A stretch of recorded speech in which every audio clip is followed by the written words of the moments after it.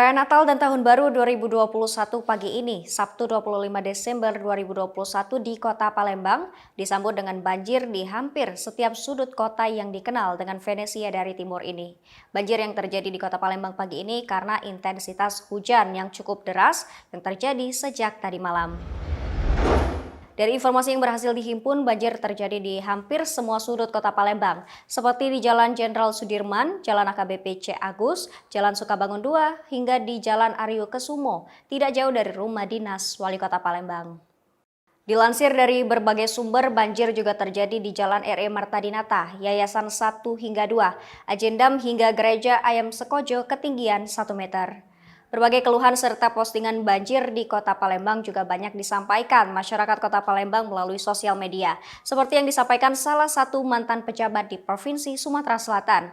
Nah, bentar lagi kelebu rumah kami, sampai akun @darna313.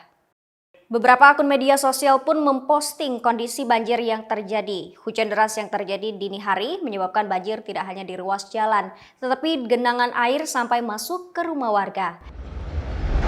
Dikonfirmasi via telepon, Kepala Dinas Pekerjaan Umum dan Penataan Ruang, Ahmad Bastari, tidak menjawab. Sekretaris Daerah Ratu Dewa yang juga cukup aktif saat kondisi seperti hari ini, ketika dihubungi juga tidak aktif.